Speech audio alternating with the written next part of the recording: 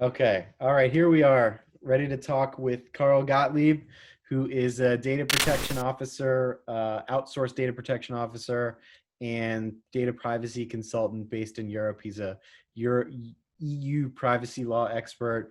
He lives in the rural area of the UK. He's got a great sense of humor. He's going to be fun to talk to, and I'm really excited about it.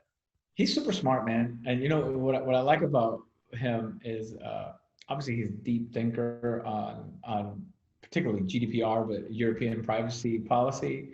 Um, but he's pretty practical, man. Like, he's not like esoteric and, like lost in the articles of GDPR. Like, he's very kind of like, let's zoom out and try to get to the principle of things.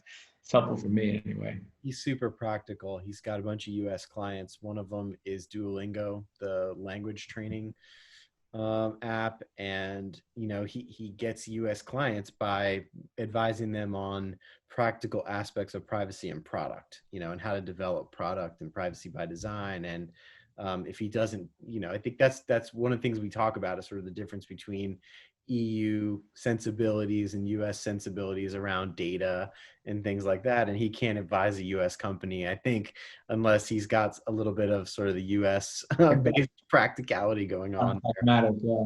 Yeah. How do you know him? How did you guys meet? I don't know the story. I think we just started going back and forth on Twitter about stuff. He was like in a lot of the same conversations I was. When we started conversing back channel, just asking each other questions about stuff. Okay. All right, here we are, Data Protection Breakfast Club with our guest, Carl Gottlieb, the GDPR guy. Tell us where you're based, Carl, so we know where we're talking to you. So I'm in the UK, in pretty much the north of the UK, where we're thriving with our COVID numbers right now. So it's, we're fully in the second wave and hot times going on over here. I was wondering what you meant by thriving.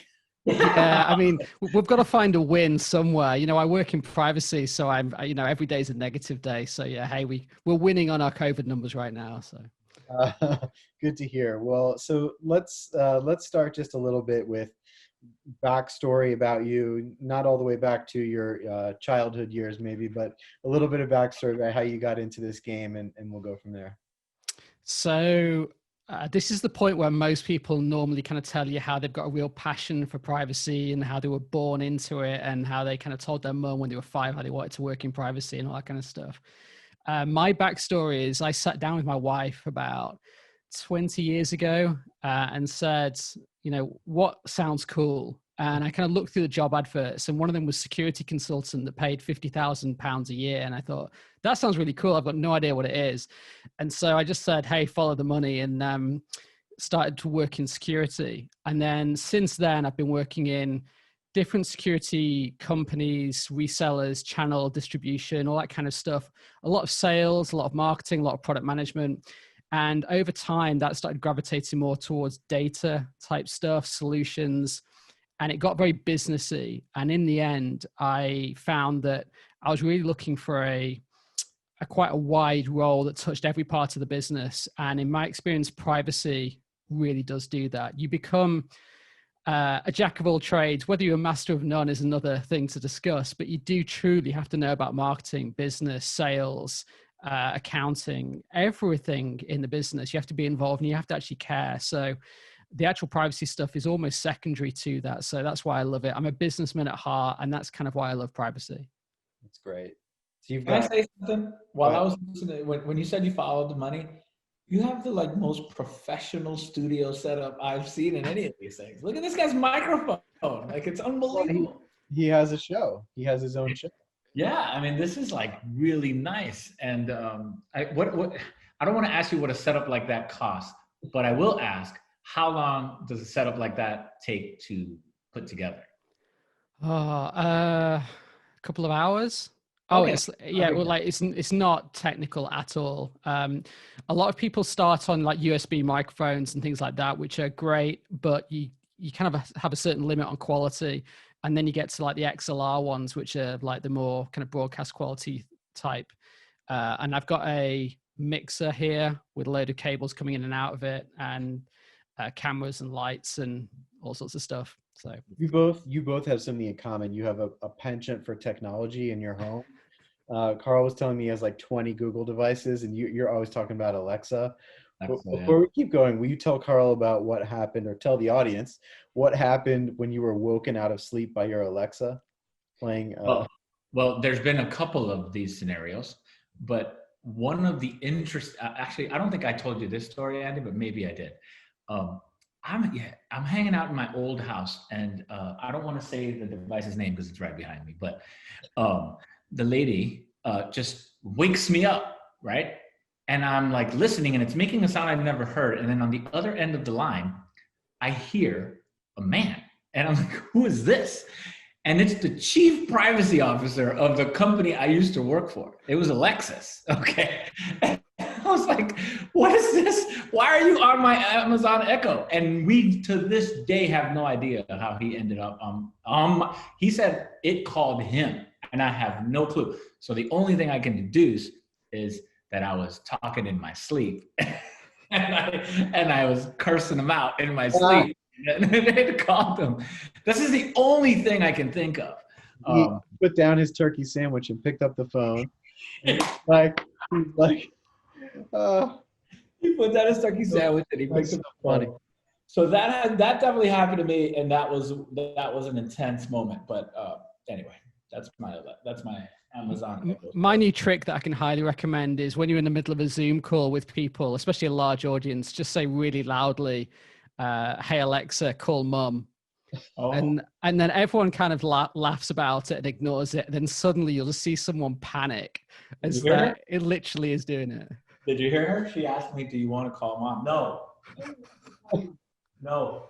Excellent. See, there's proof it works. Yeah, so guest appearance from Amazon Echo. There we Excellent.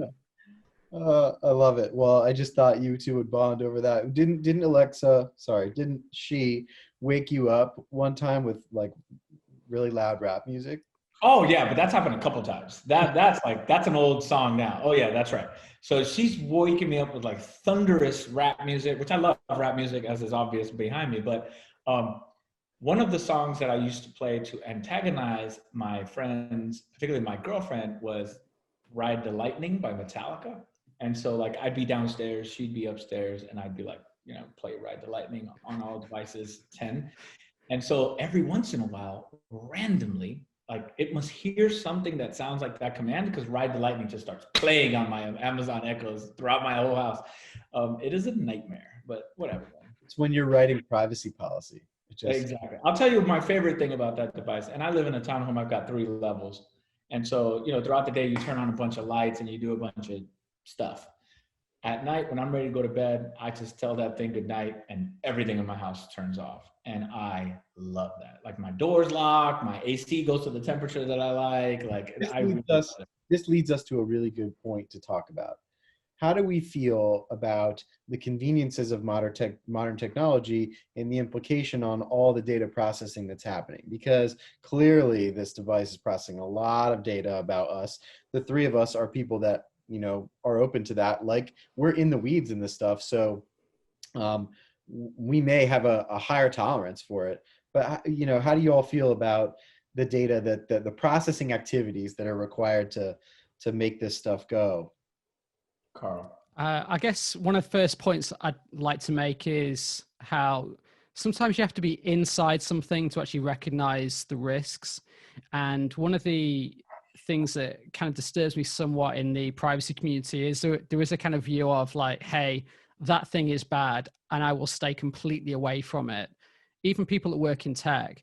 And I'm kind of more of the view of like, well, how can you really know what's going on? I mean, the cases we just talked about with, let's say, Google or Amazon, you might read the rhetoric from those vendors and say, hey, those kind of issues never happen and stuff. Well, hey, they do. And you know about what the exact issues you're going to face are, whether it be privacy or not, from actually experiencing them and working with them and having them in your house. And you can start to make those risk-based calls, those judgments, because you can look at the utility of them. You can have lived with them and again, yeah, I actually value that. I recognize the benefits versus the costs. And I think it can be a little bit too simple to say X vendor is bad, X product is bad, and I will never touch it. Carl, let me ask you something about, let me probe that further. One of the interesting cases, and I don't have the facts in front of me, but it came to mind when Andy raised the question, is the Amazon Echo as a witness in essentially what is a murder case. Now, I'm oversimplifying it, but, using some of the recordings from the device to try to figure out, just basically as evidence of a crime. Open question. What are your thoughts on that as a, obviously public good, and like what are some of the potential privacy pitfalls to starting to think about these devices as evidentiary tools? I don't know if that's the right word. Yeah, and I guess you can talk about like the thin end of the wedge and slippery slope and all these kind of arguments about how if you let these things into the world, let them into your life, then eventually they will turn into a really bad situation. Facial recognition is a perfect example of that, where people can say, especially in the US, where there's a movement now to literally just ban it everywhere and kind of say that the technology never existed and then that somehow is going to fix the problem. Slightly tangentially, just to focus on that for a second, I kind of have issue with the concept that it's the tech that's the problem. Because for me, tech is kind of benign, whether it's facial recognition or someone listening in your home all the time. It's how it's used. And so that's why I kind of fear the idea that we can just get a piece of tech, whether it be facial recognition or anything else, and just say, ban it, and hoping that'll go away. So back to kind of listening devices in your home. I guess ultimately it comes back to trade-off for you, but I don't really see there's any option or any other way around it than to have a pervasive privacy law that kind of covers these scenarios. Something like the GDPR, for instance, kind of covers all those different uses nice and elegantly, whether it's based on a lawful basis of like legitimate interest or something to do with like public good.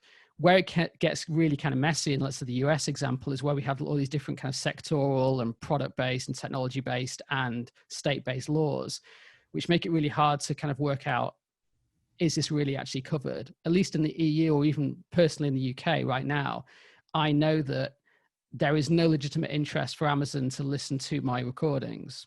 So I'm kind of covered. If it's absolutely in the public good, then they will. And so I should be happy with that as well. Do we think holistically that the GDPR is a good law? It's been successful. I get your point about it does establish a floor, for everybody to operate with. And I haven't brought up the theme of the episode yet, but behind me you can see the Star Wars background, and the theme, the 80s theme for it is The Empire Strikes Back. And one of my favorite lines is like Princess Leia saying about the Millennium Falcon, should I get out and push? And I think that's one of the important issues on this point about the GDPR, when you look at it holistically, and the effectiveness and where we are today with enforcement of the GDPR. It's an interesting conversation. So I want to get into it with you guys to understand, like, do we think it's good? What should we be doing as practitioners to push it along, to push it forward? Or what should the regulators or other parties be doing to either make improvements or changes? And we can get into the US later too, but. Carl, please. So one of the things I love about the GDPR, one of the things I talk about a lot when I'm doing kind of awareness training on it, is that it's a principle-based law, effectively, in that there's really kind of 7 principles, like 6 that are called out, plus this kind of accountability principle. And the idea really of the principles is that they're the kind of catch-all, that if you can find any loophole based somewhere else in the whole of the 99 articles of the regulation, then hey, it's still going to be caught out by, is it fair? Well, no. Okay, well, you've just broken the fairness principle, so we've caught you out. So there aren't really any loopholes of the GDPR kind of by design. There are some carve-outs specifically related to like each country's derogations or their ability to kind of override stuff. Or a big one that not many people talk about is law enforcement that's not part of it. That's part of like a whole separate thing of laws. But fundamentally, it's meant to be a kind of framework, like a building blocks for you to kind of live by. It's a human rights-based approach rather than let's just pick out little parts of your life and apply a rule to them, whether it be facial recognition law or a specific email marketing law. It's meant to be something pervasive. But let me ask you this. So I don't know if loophole is the right term, but let's talk about cross-border data transfers and the European approach, right? So I've been pretty critical of some of the discussion in both Schrem's decisions, but what I'll ask you is this: is it hypocritical to make demands of the United States or other countries trying to be able to receive EU personal data when the countries of the EU themselves conduct many of the sweeping surveillance activities, for example, that the two invalidated cross-border data transfer mechanisms, Privacy Shield and whatever, and Safe Harbor seem to have been inadequate. Like, let me ask it very simply. Is it hypocritical to not allow the United States to receive EU data when we know EU nation states do the same stuff and in a lot of ways worse that that the US is being criticized for in both Schrem's decisions? Yes, it is hypocritical. Okay, Yeah, that makes me happy. Yeah, I'm kind of known for just giving yes, no answers, and that is definitely a yes one that I'm happily not sit on the fence about. Yeah, I completely agree with that logic. And there's a few places where you see similar kind of things. So one of them is Article 27 of the GDPR, which says that if you're kind of operating anywhere near the EU or have like users there, consumers there, then you have to have a representative there. So now we flip that round and say, hey, if you've got any users in the US, hey, you've now got to appoint either a US legal entity or have a US establishment there. Imagine how that would go down. But the EU has decided, well, the only way to enforce it is to have that. So a lot of the things you could take the view, and many do, that it's very much about protectionism, that it's about trying to help these supposed struggling EU tech companies compete. Now, if you know of any of these EU tech companies, and I'd love to meet them, but I'm not seeing any of these that are just hitting that glass ceiling, that are being beaten by these awful people of Salesforce and Microsoft and Google. I don't know who the EU Google is. I don't know who the French Salesforce is that I'd even consider. That's just not how it works. And the other thing that I get involved in quite a lot is because one of the clients I work with, who I'm the DPO for, handles sports data globally. And there's this kind of concept in some EU privacy people's minds that data is just this package. It's just this zip file or a Word document that lives somewhere. It can sit in an EU data center or an American data center. Well, what happens when that data isn't a file?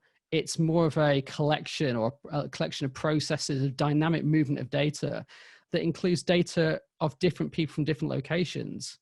Where does that sit? Are we saying that because it's got a bit of EU data, every other person in the world data must sit in the EU as well? Well, how's that going to work for US organizations that are just in the US? What happens when a US national football team plays the UK, like the English football team, and that's a video of that football match? Where's that supposed to live? So I think we need to remember that the internet is literally the internet. It's meant to be an international thing, and trying to limit it to geographic borders is a little bit too simple for my liking. And there's a big difference, and we're seeing this play out with Schrems, right? There's just a big difference between what the law says and behaviors. And it's, Carl, you and I talked about this once, where rules are made and interpretation is then set by the players. And so we're seeing that. Certainly, we're seeing that with data transfers. Like, business keeps going. We saw that with the GDPR in some sense, with the lack of clarity around cookies and ad tech and some of those things. And people kept doing business. They modified things and they did things differently. But business goes on. I learned this, really, really early on in my legal career, that regardless of a contract or what anything says, but people keep doing business. If there's enough money, if there's enough market power, and to your point, the GDPR and other related laws are much more easily handled by the large global platforms. Like they can absorb all that compliance risk, and they have massive teams to support it. So it doesn't really, in that sense, I don't think it really does, what may have been one of the things it was setting out to do in terms of protectionism. I don't think that's necessarily been the case. It's got a lot of other things that it's doing that are helpful. But yeah, and I'll say one thing. I'll add one thing. Like, and I violently agree with Carl's comments, but like this mythology that exists in the privacy profession that is perpetuated by EU policymakers, in my opinion, that like American technology companies are being held hostage by the American intelligence community and the deep state in Washington, D.C. to collect all of this data, and Google is a massive surveillance conspiracy. Like, there's no basis for any of that. There really isn't. In fact, American technology companies are the ones going around the world challenging all of these government requests for information. Like, I mean, Microsoft is a great example of that. I mean, we've seen it in other contexts, Apple as well, of course. And so I don't know why this myth persists, but I can speculate. And I think a lot of it is about, looking at it from my very kind of Americentric point of view here, I just think it's EU policymakers, particularly privacy policymakers, trying to create global standards based on European preferences. There's no other way to explain that. It bugs me because so much money has to get invested into, for example, remediation after the invalidation of Privacy Shield. But we forget how much money and resources and work went into setting your company up to comply with Privacy Shield. The same thing goes for Safe Harbor. The same thing goes with the current kind of confusion around the SCCs and the guidance in the most recent, the Schrems 2 decision around those. Make no mistake though, our approach is not better in the United States. Not about better or worse. I don't think our approach is better, but I think the idea that, Silicon Valley is an operative for the American intelligence community is not true. Would it help, Carl, in your mind, if the United States were able to pass a comprehensive federal data protection law? Would it help, or would it make things messier? I don't really see how it's going to help. Personally, I'm really pessimistic about the whole future of federal law for the US. And so are we. I'll bet. I guess you have to kind of look at the success of the GDPR. I mean, success is probably debatable, but you could say, well, isn't GDPR great because it's pervasive? There's no other rules, no other laws that it kind of conflicts with. It's the law and there's no others. Great, nice and simple. Which is a bit like saying, hey, this startup with its one piece of new microservice-based tech is really innovating, whereas look at that monolithic IBM over there really struggling to rebuild their system. Well, it's the same kind of model. The GDPR is a slight tweak of the previous data protection directive that was there. So it's not really anything that new. And that took many, many years to build. So it's really a very, very old law that's based off a group of people that got together after the Second World War to kind of not be friends and stop World War III happening. So this is a very old thing. It's about 70 years old, really, in many respects. And it's kind of apolitical. It's outside of those kind of 4-year election cycles, anything like that. So there's no real influence on it like there is in the US, whereas the US has got hundreds of little privacy laws all over the place. And so if someone comes along and says, hey, I'm Biden or Trump or whatever, whoever is going to be there in next year, and says, okay, we're now going to do this federal law. Well, what's it going to be? Is it going to say, here's the current law and we're just going to in one state and spread it across all 50? Is it going to say, okay, well, let's start wiping out some of the little tiny laws? Is it going to kill off CCPA or CPRA, whatever it might be? the problem with the US is you've still got so many laws that are going to probably override it, whether it be FERPA, CAN spam, all these different things. HIPAA, I mean, I could talk about them all day long, but I don't see how they can still coincide and live alongside a federal law. I mean, people say to me, well, the federal law is going to be great for the simple reason that it has a blanket law for all states.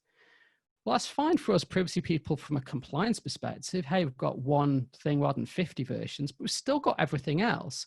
And the big point I want to make is just because you've got a federal law, it doesn't mean it's a good law. Now look at CPRA. That looks like it's going to pass. However, a lot of privacy people absolutely hate it. So for many reasons. So just because something's new and going to be adopted, it doesn't necessarily mean it's any good. Well, I can tell you without a doubt that I am not a huge fan of CPRA and how it works. But what's interesting to me is that essentially an activist is driving law in California. I mean, that it's not like it's this legislative process, you know, representative of the will of the people. I mean, people like CCPA never actually went to a vote, right? Like it was enacted by the a version of CCPA was enacted by the legislator because of the pressure that it would go to a vote, right? And it looks like CPRA will make it to the referendum vote. But really all it does is modify CCPA in the ways that the original activist sees fit. I mean, it's one citizen driving policy in a state with 40 some odd million people. It's just a wacky way to govern in this space. I agree with you. I don't know that there's a future for a cohesive federal privacy approach in the United States. And it's not, I think to use like American jargon, like there's no silver bullet, right? Like there's no way, unless you just preempt and override the entire privacy infrastructure in the United States, regulatory infrastructure in the United States, to create this kind of GDPR approach. But we can critique the American sectoral approach in some ways, but there's some good, I mean, HIPAA is a pretty good privacy law, I think, and it works well to protect patients and their privacy. So it's easy to be critical of the mess that the United States is, but there's a lot that can be learned from some of the laws on the books, especially at the state level, I think. But I don't know, Andy, what do you think? I mean, you're like more in tune with like some of the state stuff than I am, but I feel like it's a goofy approach, like going state by state or sectoral. But some of the laws have some interesting components to them that I think of in Illinois and their, what's the name of the biometric law. Yeah. I mean, biometric law, yeah. I think it's awfully complicated and awfully difficult for us to think through a way in which one thing, fixes things. And I think the constant overriding problem is political, is that this will never be a priority. And I think that's one of the inherent challenges. Set aside what the laws say or what they do, or the fact that HIPAA maybe has been more successful over time and other things. I went to an ad tech conference many years ago when I first started out, and there was a panel of congressional staffers sitting there, and somebody asked a question again about federal law. This is like 8 years ago at this point. Somebody asked this question, and somebody said, no, it's never going to happen. There's no appetite for it. Like the constituents don't have the appetite for it. And I think the problem is we've got an election, we've got parties that agree on nothing. I mean, literally nothing. There is no topic they agree on.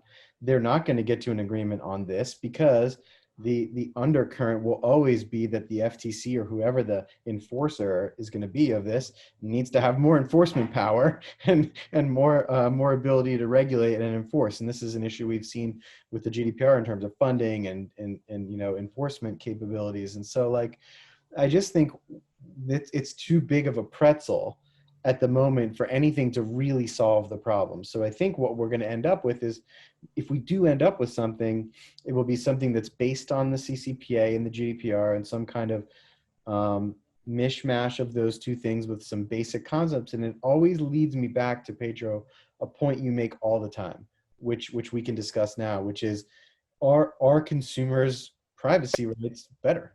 If we get something like that, how does the consumer feel better about it? Maybe they do. Maybe they do. Maybe they do a little bit. Maybe they have expansion of their rights, awareness of their ability to go ask a company to do something, to delete data, or to show me the data you have about me, or correct something. You know, consumers are often interested in fixing something, as opposed to necessarily saying just wipe all my data out of Google, because that would impact, going back to our earlier point, impact my ability to do a bunch of things I want to do with my technology. But really, it's more like, I don't like bikes, I like basketball, And so I think that's where we're going to end up. We're going to end up with something, and with questionable value to consumers, maybe. I think that the huge, I know we're picking on the Europeans a little bit, but articulating a legitimate interest, legal basis, does not protect anyone's privacy, in my opinion. It's not protective of privacy. All it does is create a channel for a company or an organization to use data however it feels that it has this legitimate interest in doing so.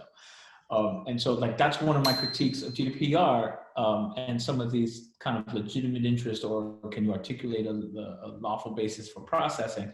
How does that protect anyone? I mean, it creates some transparency. I get that. But as the individual on the ground, if a company articulates a legitimate interest, legal basis to use my data in a certain way, and I don't go read their privacy policy, I'm not informed at all about what's happening. It's a good question, Carl. So when you're advising a company about potentially a legitimate interest balancing, or some actual documentation they may need to do, how do you advise the business practically about that? This is the value you're going to get from this, and put yourself in the consumer's shoes, and this is what they're getting. Yeah, I mean, I'm always going to be trying to push them in a more pro-privacy, pro-fairness kind of approach, but clearly they'll always be going in a more pro-business route. So some of the kind of, and a lot of time I'll be talking to marketing people in this kind of regard, and I'll try and keep it as simple as possible and with them. And some of the kind of things I'll be saying to them are principles of no surprises. And would the consumer raise an eyebrow about this? Would a parent of a child be surprised we're doing this? The classic scenario is you sat down with the head of the regulator and the consumer around a table, and you have to explain what you do. Would either of them be surprised, and would either of them go, that feels a bit weird? If you've got that, if it does feel a bit weird to them, and it would raise an eyebrow, then you're probably falling outside of that legitimate interest balancing test. So we can document a lot of this stuff very heavily, but ultimately, does it make sense? Now, the big flaw that I sort of follow on from Pedro's argument about legitimate interest is that whilst I really like it because it's kind of the obvious fair thing, and I'll talk more about that in a minute with an example about Starbucks, is that the GDPR doesn't require you to document your legitimate interests, your legitimate interest assessments, and publish them online. It requires you to have accountability and to document them internally, but not publicly. I believe that if it said you are required to publish your legitimate interest assessments online, let's say in your privacy policy, that would make things drastically different, and it could really revolutionize the GDPR. It could really make things a lot better. And I think that would make people a lot more, give people back those rights. Just to backtrack a little bit, I wanted to talk about the Starbucks example. People say, well, what actually is legitimate interest, and why is it really fair?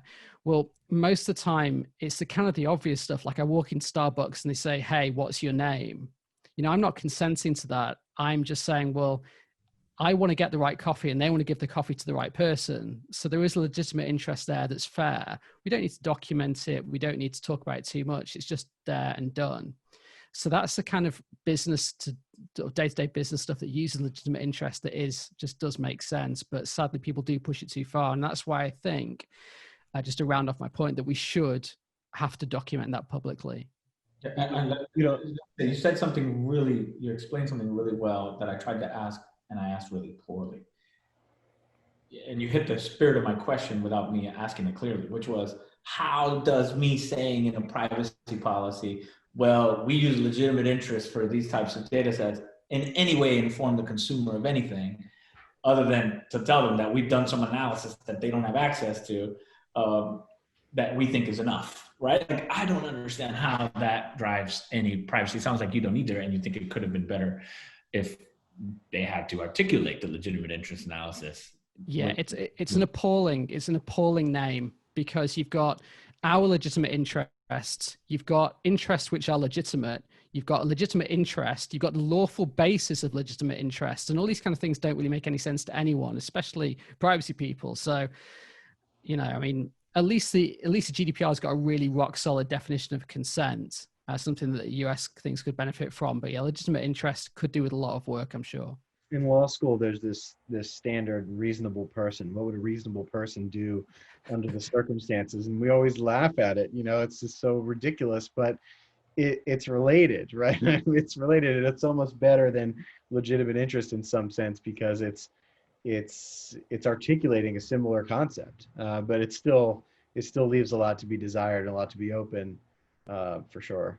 Yeah, one of the things I really don't like about that kind of thing, or like the words appropriate or adequate or whatever, is it starts pushing privacy into very much a legal domain of what is a defensible position, rather than it's technically where it kind of should be, not a compliance thing, just in a complete fairness thing of like actual privacy, where it's like, we'll do the right thing, what kind of makes sense to the consumer, which kind of makes sense as to why the EU privacy people are often not lawyers, and the US, they almost always are. There's some other reasons for that too. I think it's cultural, for sure. So maybe the last topic to end on, why do you think that is? I mean, I think, does it just go back to fundamental rights, fundamental privacy rights, and differing sort of viewpoints, historical, you know, for people in Europe versus the United States?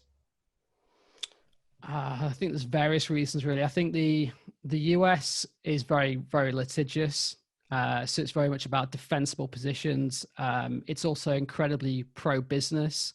So you add that with the defensible side, and it's very much a case of how can we let the business thrive and keep ourselves away from too much flack. So privacy will fall into that compliance thing. Many of the laws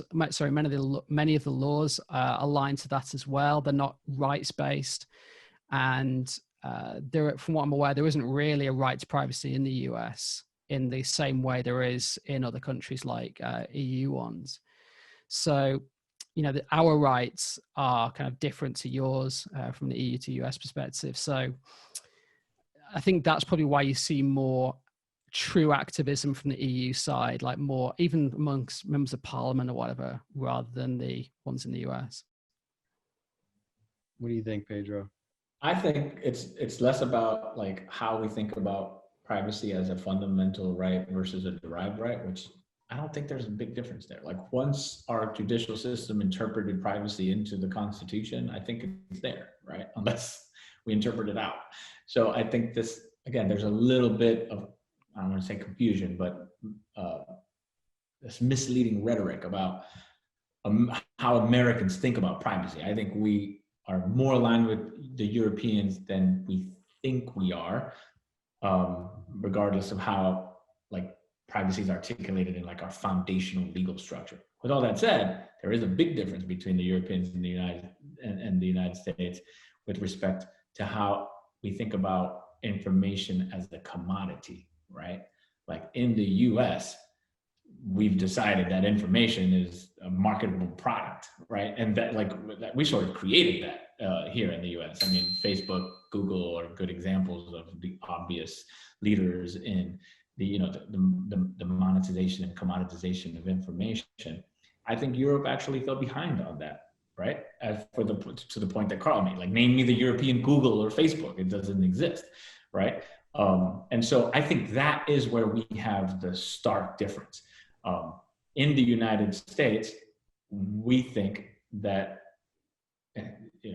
or we tend to think of data as this very much marketable, commoditized resource that can be tapped for wealth and income. Europe has some pretty big limits on how they think of that, right? In fact, like there is, I'm not a GDPR expert, but I know that in one of the articles, there's some language about the limits to what you can contract away as far as your privacy, right? And that shows a fundamental difference between the US and Europe right there. I can contract away my privacy in the US until I have none, right? I mean, and I just don't think in Europe that's possible. And I think that has to do more with how we think about information as a resource for economic growth versus how we think differently about privacy. I don't know. That's my take. It'll be really interesting to see how it plays out for sure. I know I'm gonna use a SHA-1 hash on my name at Starbucks now. After this conversation, I'm gonna come up with a de-identified. But it's still personal data, CCPA, even if it's a pseudonym, right? Yeah. So, yeah, and I'm making it available to them. And you're making it available, right? You'd be amazed how difficult it is to pronounce my name in the US. It took me almost 2 minutes once I think it was at McDonald's, trying to get them to understand my name. And in the end, I had to pronounce it. I think it was Carl. Oh, Carl. Oh, God. They couldn't get it. They thought it was Kyle or whatever. So, yeah. Well, you probably were better off not eating at McDonald's, I guess. Yeah, probably. Thanks for joining us, Carl. Carl, really appreciate it. Carl, like Walking Dead, All right. Thanks a lot, Carl. Man. Thank you. All right.